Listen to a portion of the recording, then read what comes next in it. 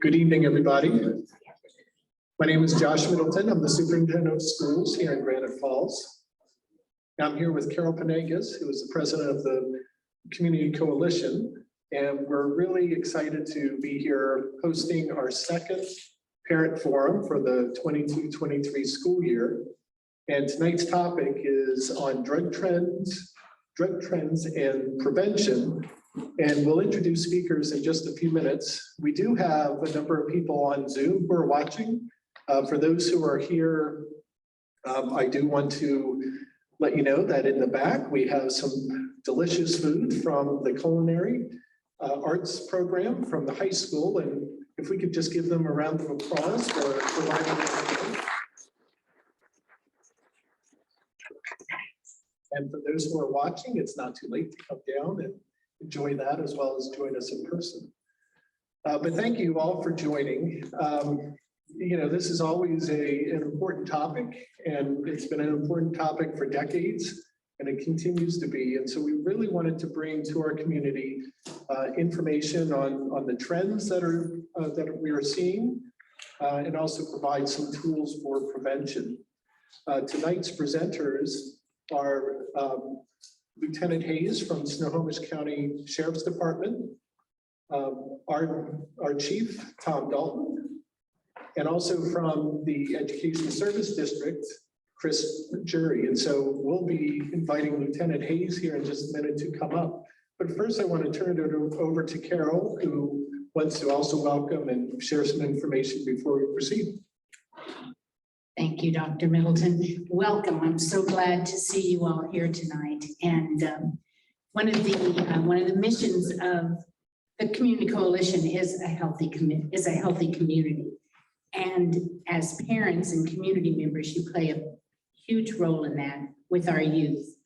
And I have some data from the state of Washington and from our Healthy Youth Survey, but it just shows that if you talk to your kids, it will make a difference. But and community members as well as parents. But what does happen as our students get older, for instance, the youth in Granite Falls in 2021, when they answered the survey, is it difficult to get alcohol? And in 6th grade, there was 11% of them that thought it would be pretty easy to get alcohol if they wanted to. But by 12th grade, that was at 49%.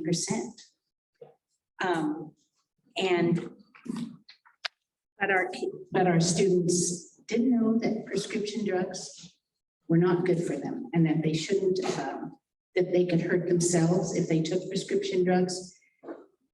But about 10% of them didn't.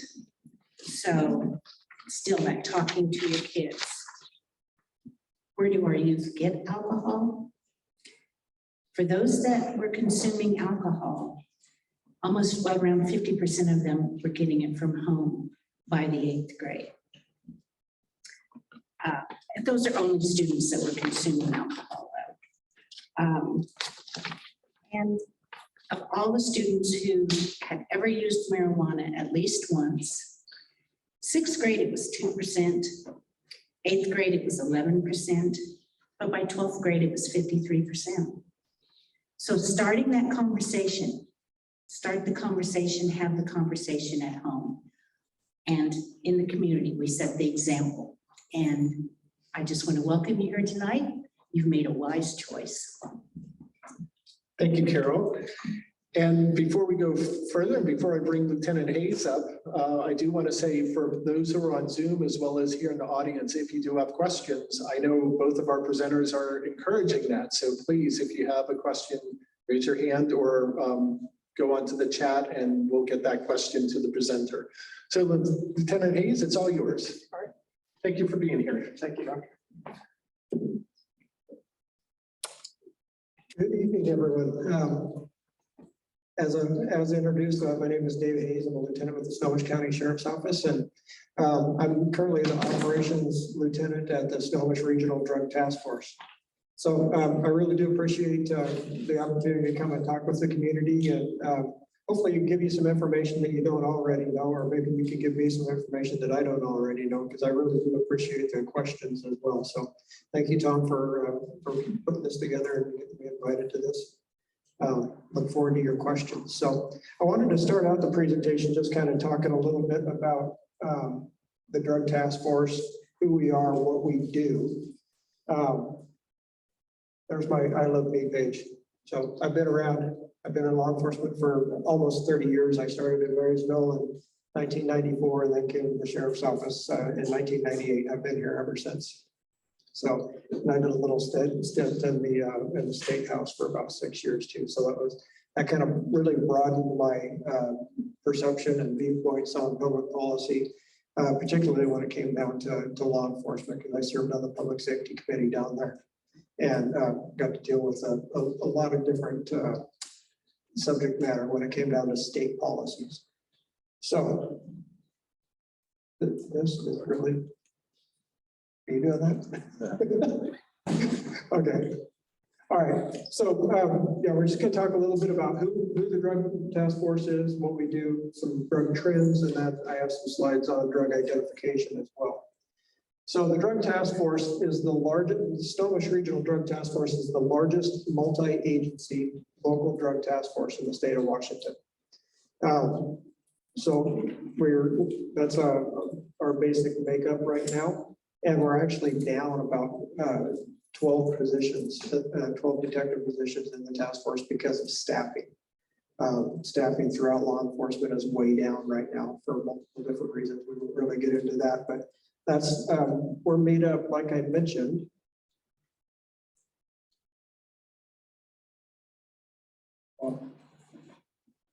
Right button.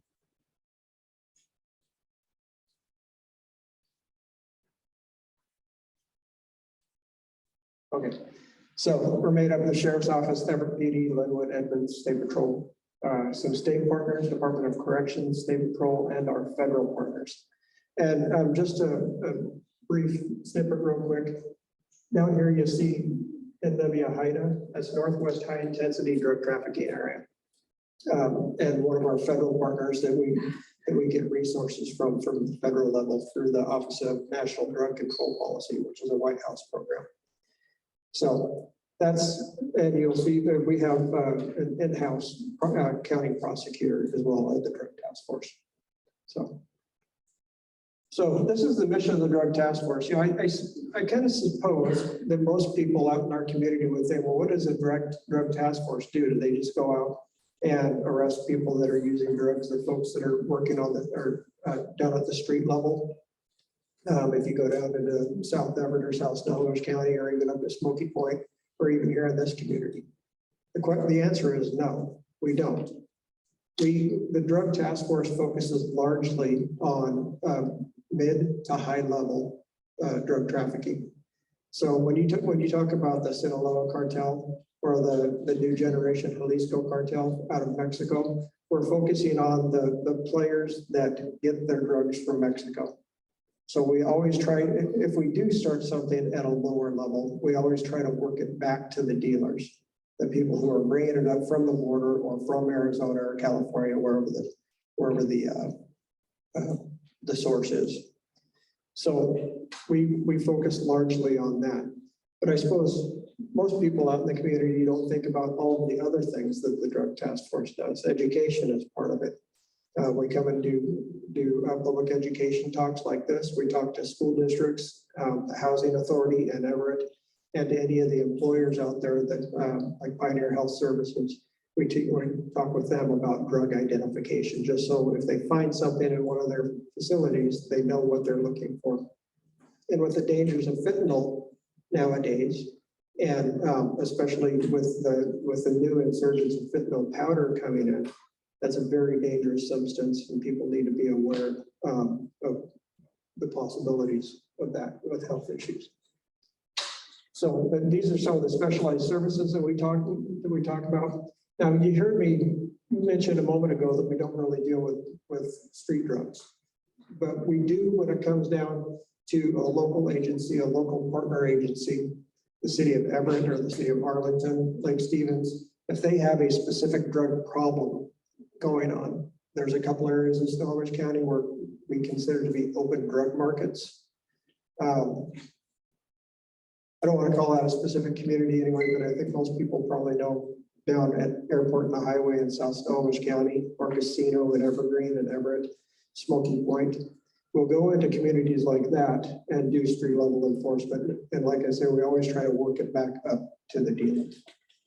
So that's one of the partnership things that we do. But we offer these other services. Usually when you hear about somebody, an old homicide that gets solved through DNA, a law enforcement officer has to go and get the DNA. So we do covert surveillance on suspects, on homicide suspects, and go and collect DNA samples from them without them knowing it. So then asset seizure and forfeiture is another big service that we provide to our local partners. So how do we find the drugs? Sometimes it's one of these two guys. So Sully there on your left as an English Springer. He's our drug dog. So, and he's just a little sweetheart. And then the German short hair on the right is Cash, and he finds money. So one of the most important things that we do, other than getting drugs off the street and arresting the people who are dealing drugs, is that we always want to go after their assets. We want to remove the asset that is enabling them or the profit side of the house for them. So that's why we have a currency dog. And surprisingly enough, Cash there is the only currency dog in Washington state that's owned by a local police agency. So he stays pretty busy. So when it comes down to drug trends, I don't think I'm going to surprise anybody here tonight by saying fentanyl is by far the largest drug threat in Snohomish County and Washington state and the United States. It is by far killing more people from overdose than any drug ever has in the past. In Washington state last year, we had about 2,400 overdose deaths. It's kind of difficult to put your finger specifically on what drug killed somebody by looking at their toxicology reports. But what we're seeing nowadays is what's called poly-use of drugs.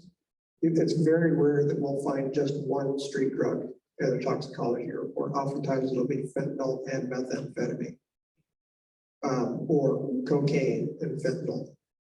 Or heroin has gone down on the scale. We don't see nearly as much heroin nowadays as we have in the past because fentanyl is so far up there. There's so much of it out there on the streets. The price is way down. So that is by far the #1 killer in our community. Here in Snohomish County, last year, we lost 240 community members to drug overdose, 240. It was about the same number the year before that, and down around 190 for 2020. So over the last couple of years, since COVID, unfortunately, COVID had a horrible effect on our community when it came down to drug overdoses, and it just absolutely skyrocketed. So by far, fentanyl, methamphetamine takes a backseat to fentanyl, but not a big backseat. There's far more methamphetamine out there on the street than I think most people recognize. When it comes down to methamphetamine deaths, it's not so distant second place to methamphetamine or to fentanyl. So there's plenty of meth out there. And then coke and crack cocaine is actually making a little bit of a resurgence up here in our county. We've been finding more and more of that out there on the streets. We can't really say why, but it was pretty doggone popular here about 20 years ago. So it's making a little bit of a resurgence. So you still see what we refer to as rave drugs, LSD, MDMA, Molly. You still see some of that out there in the community. But you'll also see reference there on my slide to pills, Xanax, Suboxone, and Adderall. Most of the time, where we find Adderall and Xanax, it will be a counterfeit pill. And I have some pictures of those here in a few minutes, just for some reference. But the point that I wanted to make about Xanax and Adderall is nowadays we have online pharmacies. And I know a lot of folks that are getting their drugs, particularly Adderall and Xanax, through online pharmacies. So when it comes down to taking care of our kids, I believe that to be enough of a threat that parents really need to pay attention to where their kids might be accessing drugs. I've never gone onto one of the pharmacy websites to see how easy it is to get. My son tells me it's pretty easy. But so I think that's something that folks need to really pay attention to in their homes, particularly Adderall. The students that are trying to get that extra edge, we see a lot of college age and older high school students using Adderall. So, and then of course, marijuana and marijuana derivatives are widely used in school settings. When I talk to our school resource officers across the county, and I ask them what kind of drugs they're running across and the local schools and high schools in particular, they see mostly marijuana vape pills. And that's apparently fairly prevalent still, even in our school districts. So that's essentially what we're seeing for drugs in Snohomish County and across Washington State. Moving on to a little bit of identification. The fentanyl that we see out here in our community, by and large, we see these blue pills, counterfeit oxycodone pills. They're called M30s. M30 is stamped right on the pill. That is still the one that we see by far the most of, but we're seeing an increase in fentanyl powder. And here in the slide, you'll see this purple powder. Sometimes it's in a little bit of a crystallized form, but oftentimes it's also white. And one of the things that's led to some of the overdoses here locally and across the state is that some folks get a hold of powdered fentanyl and think that it's cocaine. And they'll snort it like it's cocaine and be dead 5 minutes later because fentanyl is so deadly. When fentanyl first came around, I'm sure a lot of you remember reading articles and seeing things on the news that even if you touch fentanyl, it's going to kill you. Absorbent through the skin is not as much of a threat, but if it gets near a mucous membrane, your nose or your eyes or your mouth, as little as 3 nanograms can cause death in a human. That's a tiny, tiny little, we're talking about 1 nanogram being a grain of salt. It's that little, and it takes that little tiny amount to kill people. And the other thing about these pills, it's not like they're being made in a pharmacy by a professional. They're being made in a super lab in Mexico. And when I refer to it as a counterfeit pill like this, I refer to it as it's like a chocolate chip cookie. You never know how many chips you're going to get in one cookie. You never know how many flecks of fentanyl you're going to get in one pill. One pill might have 1, next pill might have 10. So it's not like they're made by professionals. So that's something that we really need to educate our kids on, is that they never know what they're taking. Another form of counterfeit pills is Xanax bars and Adderall, like I mentioned before, primarily Xanax. Are referred to as Xanny bars, but they're just as counterfeit and just as dangerous and just as lethal. And here is kind of a newcomer to our streets here in Snohomish County. The pills on the left over there are oftentimes referred to as Skittles. They're just fentanyl pills, but they're referred to as Skittles. They look exactly like a regular blue counterfeit oxycodone pill. They're the same size, they just come in different colors. And what we have not seen yet, now these are all solid colors over here on the left. But we've also had many occurrences, we came across speckled colored fentanyl pills as well. These ones here, that picture is actually from Colorado. But what happens to the south of Washington State It's just a matter of months before it comes to Washington State. These are referred to as Lucky Charms because they look like Lucky Charms. And this is just another danger for our children out there on the street. You know, you can only imagine in a drug house or something, some child looking at something like that and thinking that it's candy or cereal, especially when they're called Lucky Charms, they're called Skittles. So that's always a danger and something that parents really need to be aware of. So how's fentanyl consumed? So it can be, you know, oftentimes they'll crush up those pills into a powder and snort it or inject it. That's pretty rare anymore. Most of the time they just crush it up and smoke it off a piece of tinfoil. So if you find burnt tinfoil and a lighter or a torch or something like that, that's very indicative of drug consumption. Whether it be smoking fentanyl, smoking heroin off of it, smoking methamphetamine off of it, smoking it off a piece of tinfoil is very common. So this rock of methamphetamine was purchased just 2 weeks ago down in Everett. So that's what a crystal rock of methamphetamine looks like. Sometimes you'll find it in a powder form, but more often than not, it's going to be a crystal like this.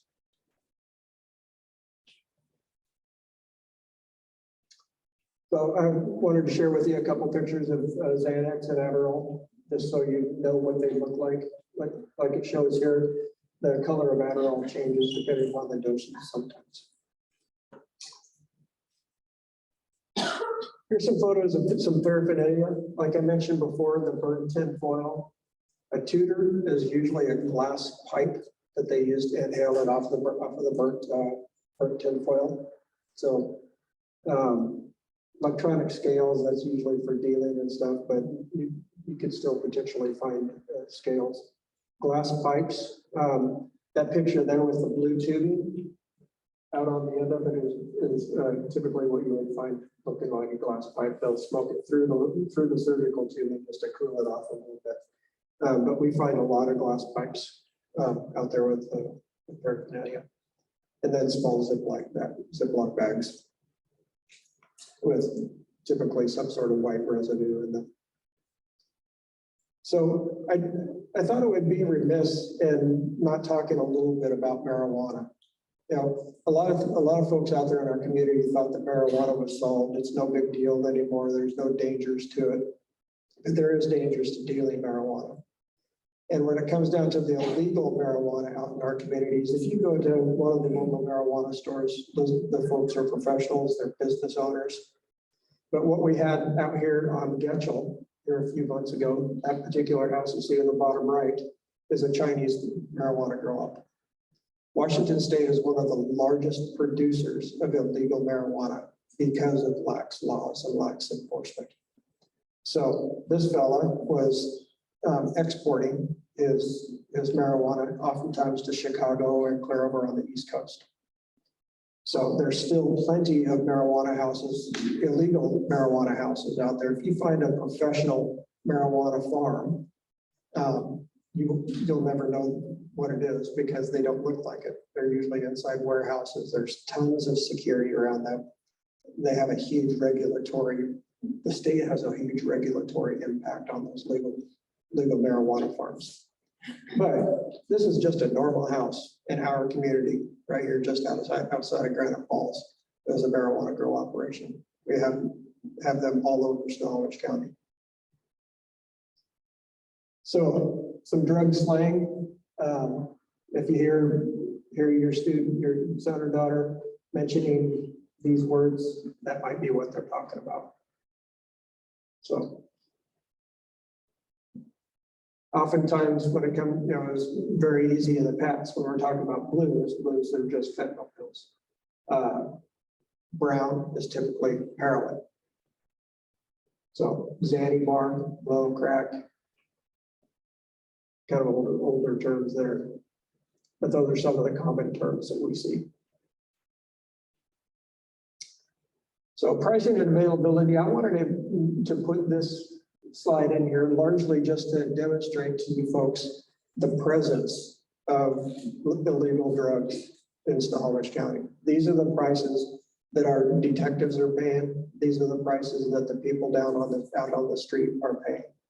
We're seeing fentanyl pills as low as $2 a pill, depending upon the amount that you're, the number of pills that you're trying to buy.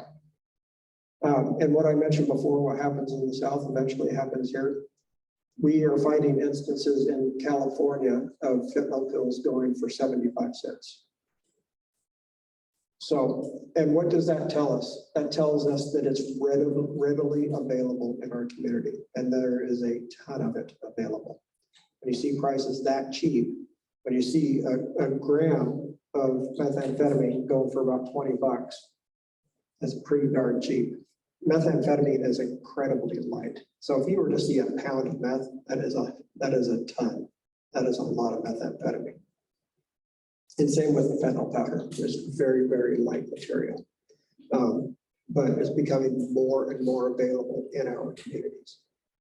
So, you know, when it comes down to our young people, our students, our friends and family out there in the community, there's no difficulty in obtaining it right here in Granite Falls very easily. And pretty doggone cheap. So that's all I had for this evening. I look forward to your questions. Now, the drug task force, we try very hard to be very good partners within our community. We're not just the heavy that's out there to arrest folks and put them in jail. I'm sure that you've read a lot of articles here recently that we all know that we're not going to arrest our way out of this situation of overdoses, this situation of drugs out there in our communities. I mentioned to you before the drug market interdictions that we do. Particularly, they're down at Airport and the Highway in South County, down there by the Home Depot or the big Fred Meyer up at Casino and Evergreen. Every single person that we contact out there is offered and given resources. We bring the embedded social workers with us, put them in contact with the treatment. We do everything that we can to get those folks the help that they need. And more often than not, they don't even get arrested. So they get offered services. And I believe that that's the right thing to do. So again, my name is Dave Hayes, and I look forward to you guys' questions. I suppose that those are going to be at the end. Dr. Middleton? Any questions right now, or we have some time at the end also? Okay, we'll turn it over to Chris next. And welcome, Chris, from Northwest USC.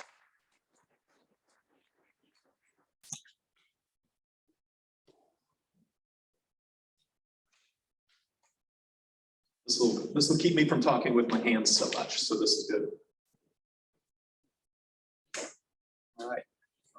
So yeah, I'm Chris Jury. I'm the prevention manager for the Northwest Education Service District. We serve the 5 counties north of Seattle to the border and out into the islands. And I'm privileged to run a fairly large team of student assistance professionals. Francisco is one of those. We've got them scattered all through the region.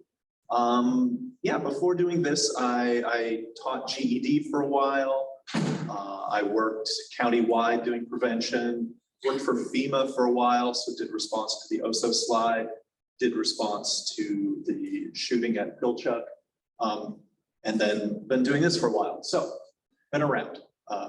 It seems to be a theme. So I've done keep forgetting. Okay. When I do presentations like this, I really try to start with the positives and talk a lot about that kind of at the beginning to talk, let's see, about what's going on. One of the great places to start is to remind us that the sky isn't falling. Okay, all of us who are a little older in this room have been through some very tough times where substance use rates were much, much higher than they are now. That doesn't mean we don't have problems. We absolutely do, as indicated, and things we need to work on. But it's a good reminder to always think about what's been successful and where we've come from in order to get to where we're looking to go. So yeah, use rates relatively low compared to what they've been historically. And even the thing we in schools worry about the most is vape use. That's still vape use, even in the worst scenarios, is still much lower than the smoking rate was even just 30 years ago. And I think peak smoking was nearly 60 years ago at this point. But we're doing okay.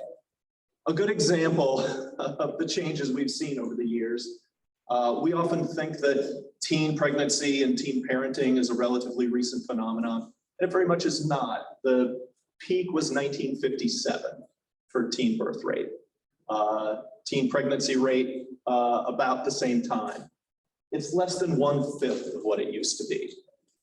Most of our schools, especially our alternative schools, used to have nurseries in the schools to take care of children of students. I don't know of a single instance where that's the case anymore. When did Crossroads close theirs? You know?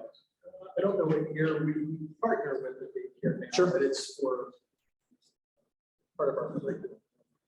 Exactly. So anyway, improvements are happening. Same with violent crime. So violent crime in the United States peaked in the early 90s, about 93 to 96, depending on where in the country you were. It's dropped catastrophically in the best possible way for us, right? Violent crimes per 100,000 people ages 12 and older dropped from 79 out of 1,000 to right now we've been kind of bumping around the 20 to 25 range. It's started to tip back up just a tiny bit. However, somewhere around 2001, a number of things happened around that. We kind of have lost our collective ability to assess that risk so well, and we've been seeing people just assuming that violent crime is skyrocketing in this country. That's not the case. We're very happy that it's not the case. But it's not something that's going to stay down without us doing anything about it, right? Much like drugs. So here's a good example. So we're all very worried about vaping, both tobacco and marijuana. And this is typically the sort of graph we look at and see. We've had this nice long downward trajectory in smoking, smokeless tobacco, cigarettes for a very long time. And then all of a sudden vaping showed up. We got this spike in demand and it really peaked in 2018, went back down in 2021. Probably next time we do this survey, 2023, it'll be bumped back up a little bit again because kids will be back in regular school. And this is very worrisome when you see a graph like this.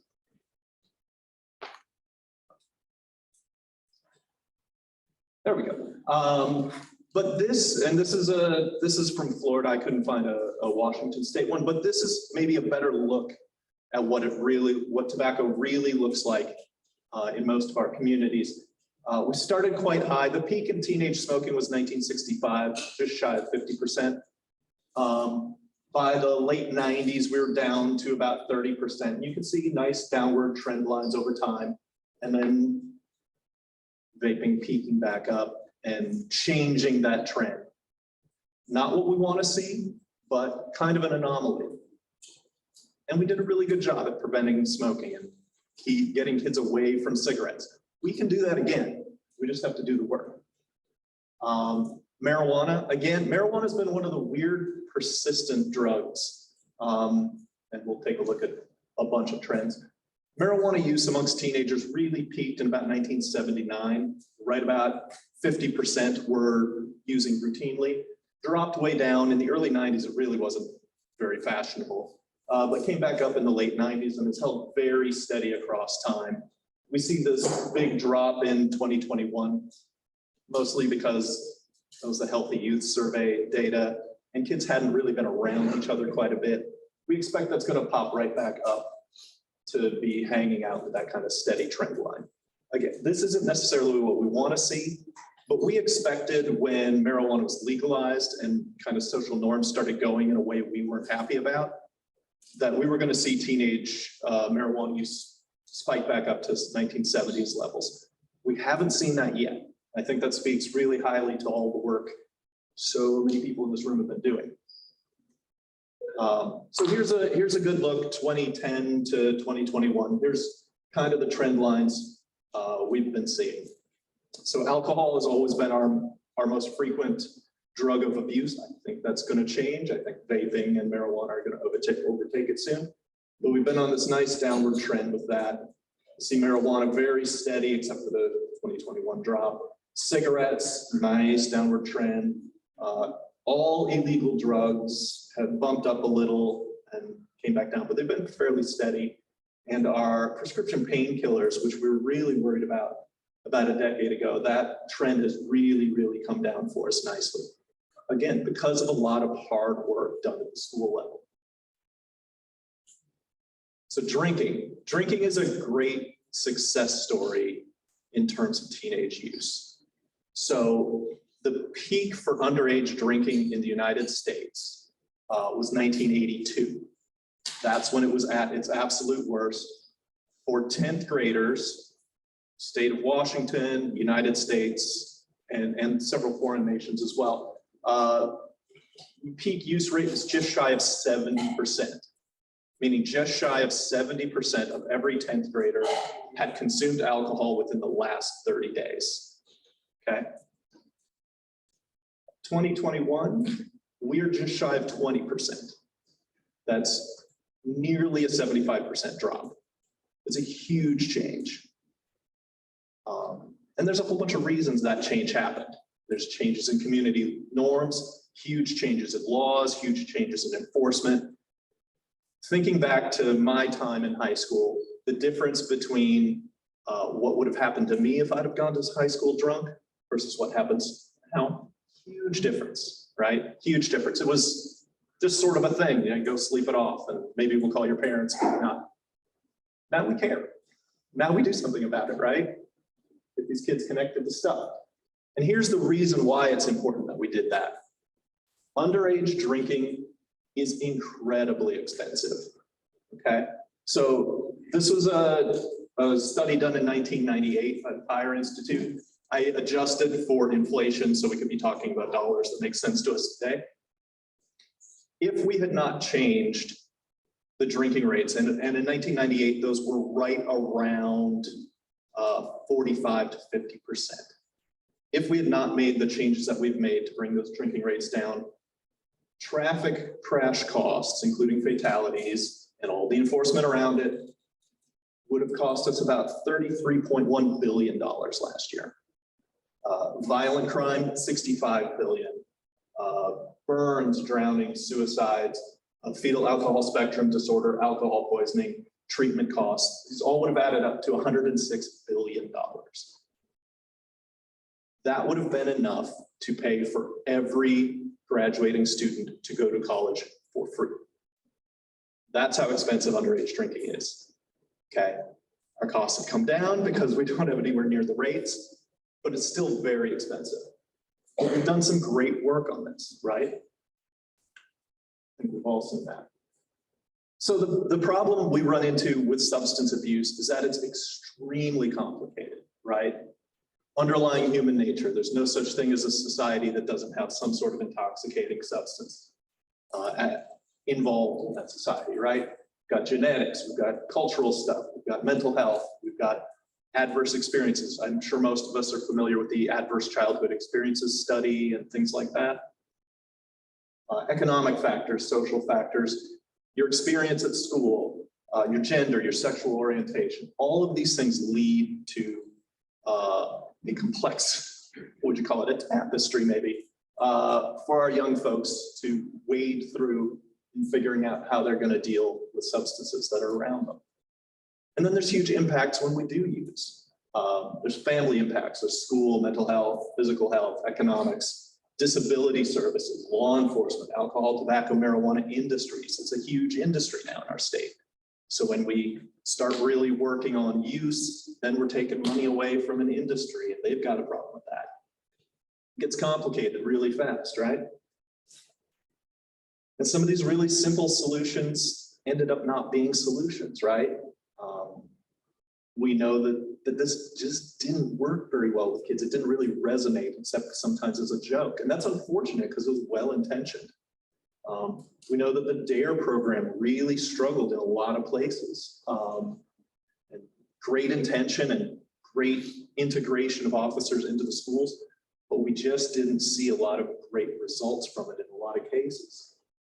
So we've got a really complex response we need to bring in, right? We've got our adverse childhood experiences study materials that really tell us about what puts kids at higher risk, right? We've got our social development model, that risk and protective factor framework. We've got our 40 developmental assets, right?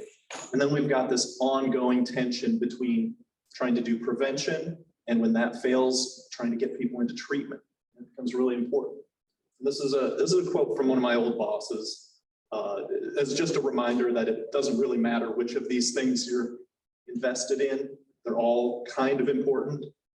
That all models are wrong, some models are useful. So there's none of those ACEs or social development model or whatever, none of those are 100% right. They're just a better way for us to understand what the problem is. And so we take the useful parts of each of them. So evidence-based programs. What do we actually do about substance use, right? There are a number of them. The one that my student assistance professionals use is called Project Success. And Project Success is really just a framework. It is an opportunity for a standalone professional to be in the school and to do some universal activities. So things like campaigns and posters and some education in health classes or science classes or wherever we can find room for them. But also to be there to be a one-on-one professional to deal with young folks who are maybe at those early stages of use, early intervention, and helping kids who are a little further along find their way to treatment and more heavy-duty intervention services. Some of the things they do are called SBIRT. That's one of them. That stands for Screening, Brief Intervention, and Referral to Treatment, right? That's a model that's really pioneered in the medical profession. Very often, I don't know if any of you have gone and gotten a physical and your doctor just asks you like 2 or 3 quick questions about your substance use. Like, hey, are you smoking a lot of drugs? Or do you drink a lot? Like, they may ask you that. And if you give a positive answer, they may say, hey, have you thought about doing less of that? And maybe you have thought about doing less of that. Maybe you have not, but that's a brief intervention. It's really simple, really feels really lightweight, but it actually ends up working for a lot of people, just as a reminder to change behavior. A little heavier intervention is called SPORT. This is again a one-time intervention. Francisco's just been trained. We've got a few other folks who know the model. It's really designed, again, it's a one-time, about half-hour intervention, really focused on young folks and how they feel about themselves, what they're looking for in terms of healthy outcomes, and steering themselves towards that and making some better decisions about whether or not substances are really helping them get to where they want to be.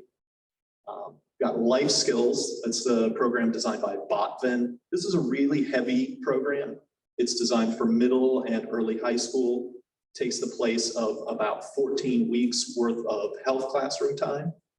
It's really a kind of a drop-in curricula, but kind of the gold standard in prevention. It's a little expensive. Again, takes up a lot of time, but probably well worth it in a lot of ways. There are some others like, excuse me, Family Matters is a kind of a come alongside parents sort of program, often delivered in evenings. It's kind of a parent how to deal with this sort of stuff boot camp that's been really helpful. And there used to be a thing called NREP, National Repository of Evidence-Based Programs, that was closed down under the previous administration. So they just took it off the website. I'm not sure what money that saved. But now you can go to the Blueprints list. It's out of Colorado. Again, it's got this laundry list of evidence-based programs you can go through, seek out, figure out what's going to fit for your population, your budget, how much time you got, piece together what it is that's going to work for you. So all of our SAPs, what do they do? A student assistance professional is a trained preventionist, and they're embedded in a particular school. They get them because someone in the community, usually the school district or a coalition, wrote a grant to the Community Prevention and Wellness Initiative through the Healthcare Authority. It uses the Project Success Framework to do universal and what are called selected and indicated populations. Universal means for every student. Selected means students we're worried about. Indicated means students we know are engaging in substance use. That's just kind of our jargon. And there's a lot of one-on-one small group and a lot of time spent with those at-risk kids. That's the real focus for them. This is a flow chart we pass out pretty frequently that kind of explains all the different things they do and how they do them real quickly. I'm happy to email this out. I know this is too small to read effectively on the screen. What they don't do, this is really important in kind of directing services. Our people don't do treatment. Treatment's really hard, and trying to do treatment 1 hour a week squeezed in between a math test and trying to finish up reading Romeo and Juliet for English, that's not going to be a very effective time to try to do treatment. We also don't do discipline. We can be part of the discipline process, but we can't be the person divvying out discipline, which has been great here. But there are some very small schools and schools that don't have much in the way of administrative capacity where they're kind of like, here, take this kid and suspend him for us. It's not our job. Also not substitute teachers. Again, in really small buildings, sometimes we get sucked in. Like, hey, go take over, the science teacher's sick today. Sorry. And similarly, not a paraeducator. Most importantly, we don't have a magic wand. Substance use is really complicated, really hard. It's a problem that's been endemic in our society for many thousands of years. And to expect that Francisco is gonna, talk with a kid a handful of times and all problems will vanish, probably not realistic. But we're probably gonna do a pretty good job most of the time. That's what we hope for.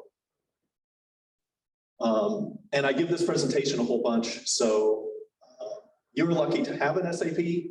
Maybe you want more SAPs. This is how this happens.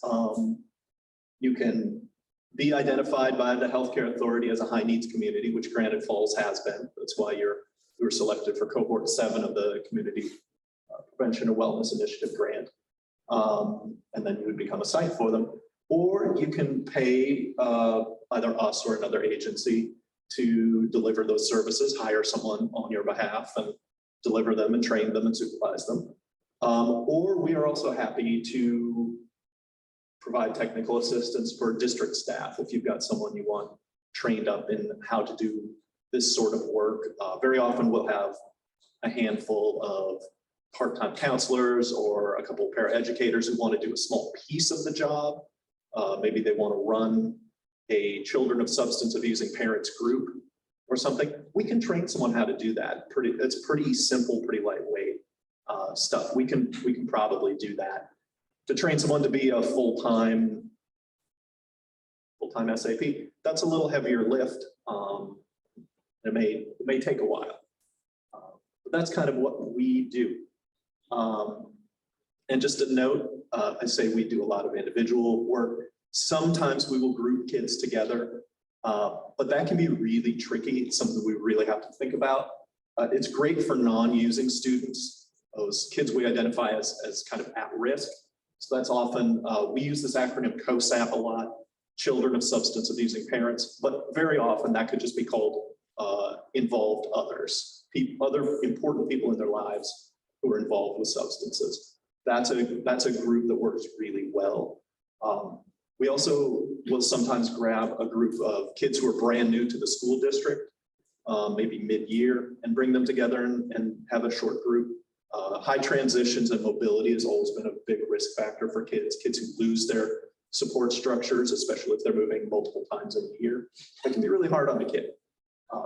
So we try to build groups like that, and social skills groups for kids who are just needing a little more help to develop that kind of social and emotional maturity. Maybe they're a little behind, and that can make kids pretty vulnerable. So those are great groups.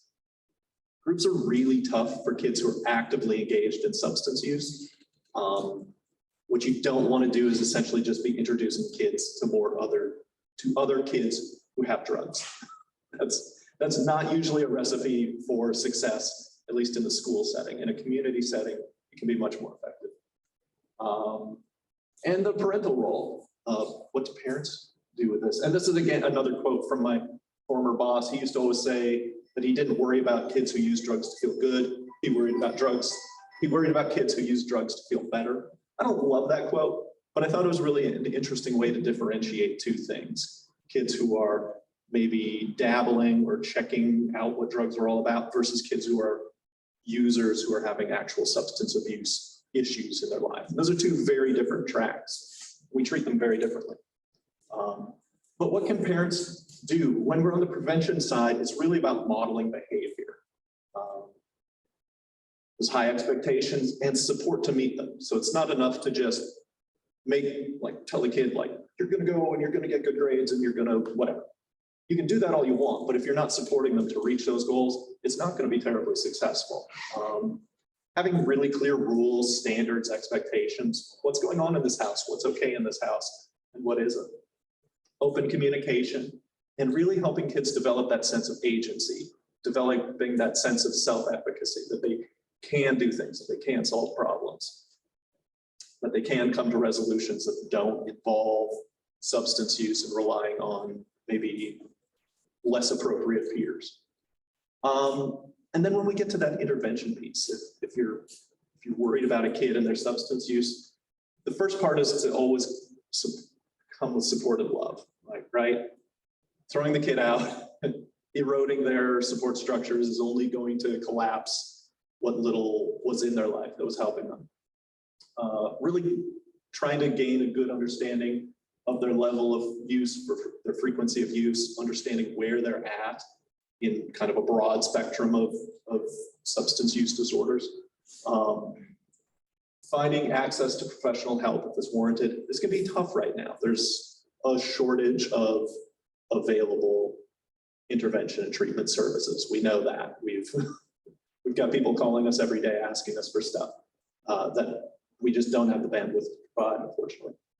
And a big piece is not overreacting. I can't tell you how many kids I've ended up when I was a student assistance professional like Francisco, kids who ended up, they'd be at my office first thing in the morning. I'd wonder, why are they there? Well, I slept in my car in the parking lot because I got thrown out of the house. That's not going to help them not drink. That's only going to give them more opportunities to make bad choices. So how do we avoid that? Difficult question, but a good question to start asking. Here's some area treatment resources. There are more. A lot of it will depend on especially if you have private pay insurance, a lot of it starts there, calling the little number on the back and figuring out what services are available, who's in network, and what route you need to go through. But those are good places to start looking. And then prevention and quit lines. These have been really successful. I've had a really great run of luck with young people, especially around vaping tobacco products or nicotine, vaping marijuana. Either way, very good luck with the CDC and the Washington quit line. It's been very effective. It's just text reminders like, hey, how often did you vape today? You said 5. Hey, can we shoot for 4? Very successful in walking kids down, and low cost, no cost, very effective. So anyway, I think that's it for me, at least up here.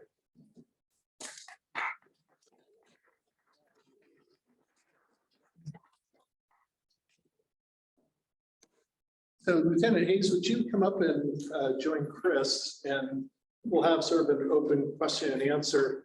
And I might just start it off just for clarity, if anything, Chris, because on the one hand, you're describing a downward trend, yet we're also seeing such a shortage of services. Yes. So maybe you can give some context to sort of that paradox.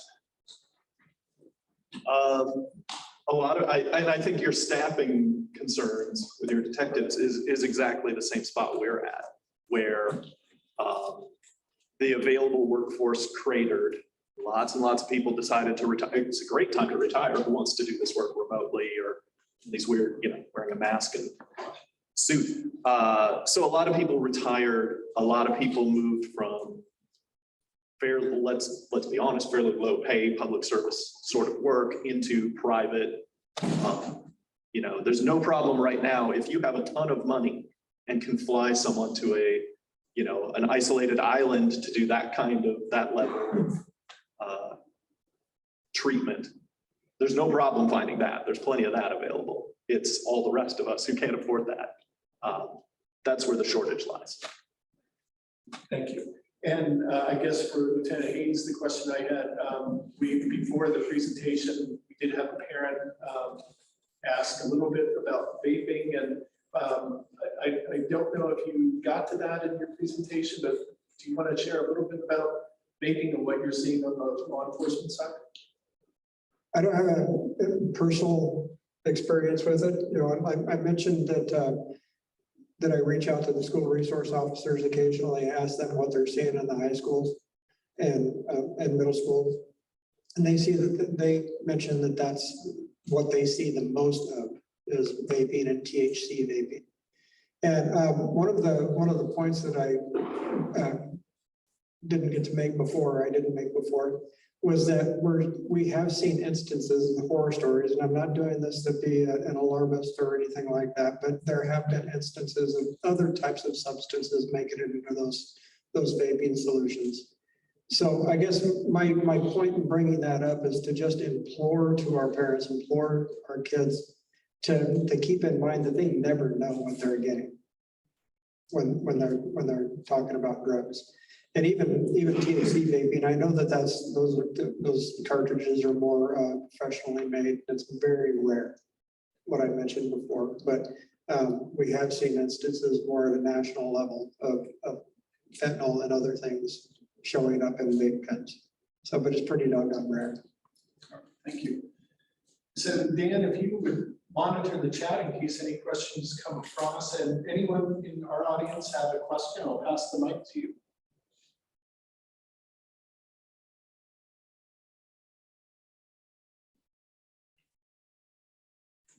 So I was curious, do you guys have a program in Granite Falls School? I don't think that I know, thank you. Do you have a program for? Yeah. We have a student assistance professional who serves, Francisco, who serves the middle school and the high school. Okay. Can't serve every school in the district. And even that is kind of stretching resources, but that's what we've got. And hopefully we're at least touching the need, if not meeting all of it. So when it comes down to getting in contact with the drug task force, or what do you do if you feel that there's a drug house across the street or anywhere in your community? Who do you call? You call the same folks that you would otherwise call for any other law enforcement issue. You can call 911 or the non-emergency line, and they'll send a deputy or an officer out, depending upon where you live. That's one of the beauties about living here in Granite Falls in the community. You have a very dedicated crew out here that are assigned to Granite Falls from the sheriff's office. And I know that Tom and his guys do a great job of patrolling out here. So if you have a problem, a drug house that you think might be a drug house, you call Tom and his deputies. They will address it. If they need the drug task force and they need our investigative resources and assistance, he knows who to call. Other questions or comments?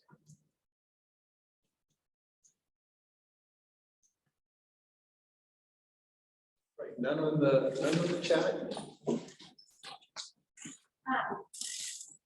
You touch on whether vaping is more addictive than like cigarette smoking.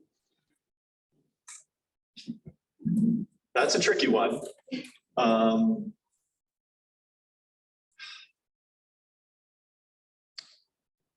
There's a shortage of studies.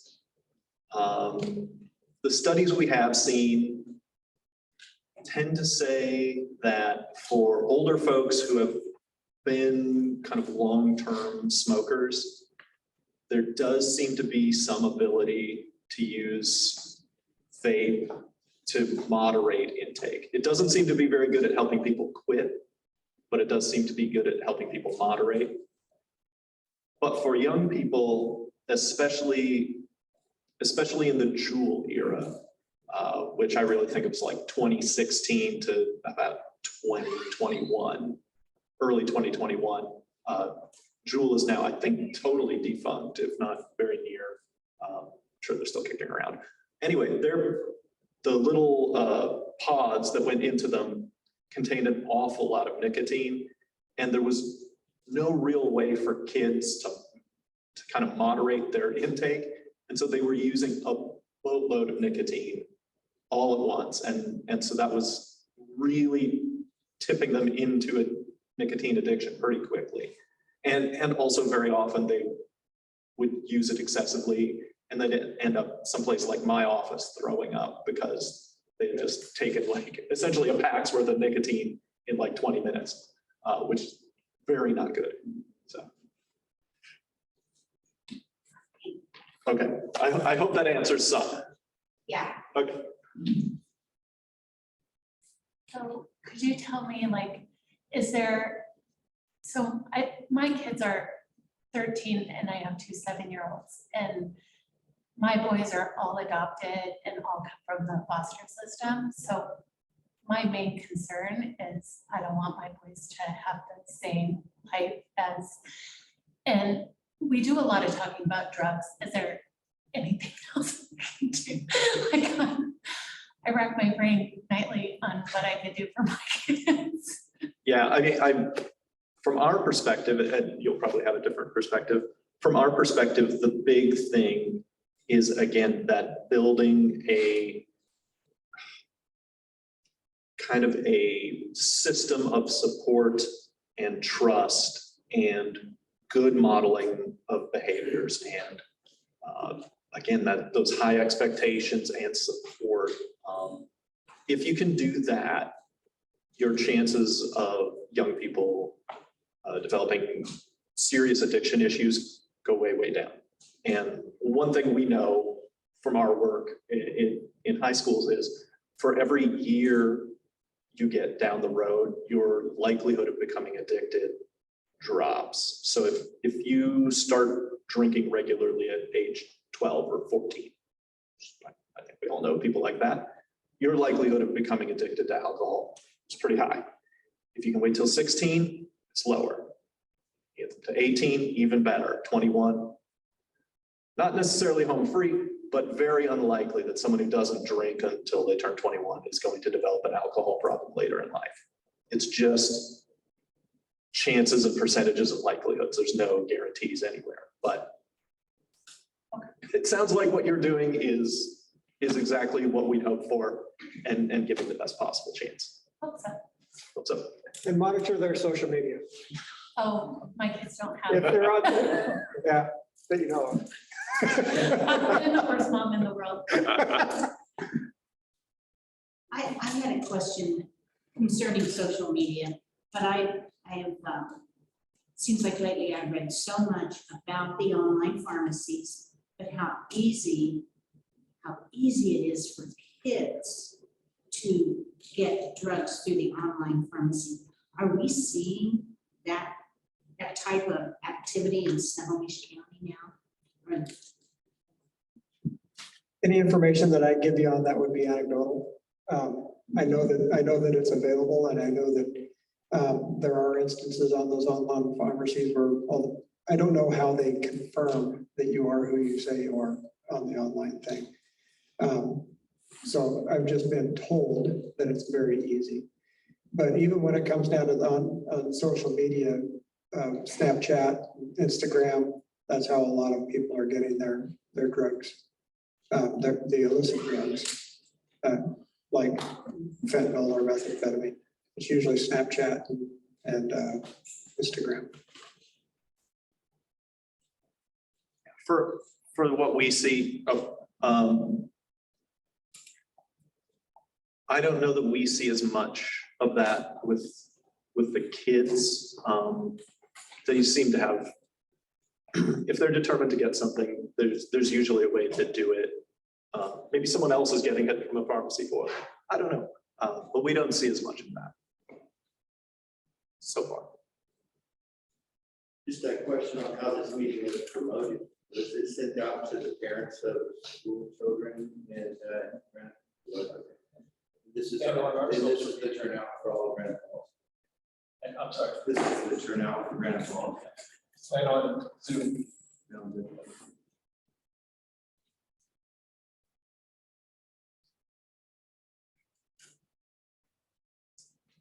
Any last questions or comments?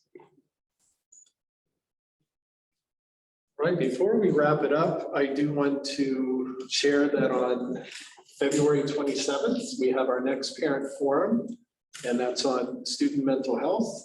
And that'll be same time and same place. And I do want to give some thanks to Chris, Lieutenant Hayes, Chief Dalton, Carol Panakis for helping organize and presenting tonight, and for everyone who attended either in person or in Zoom. So thank you for coming out tonight. So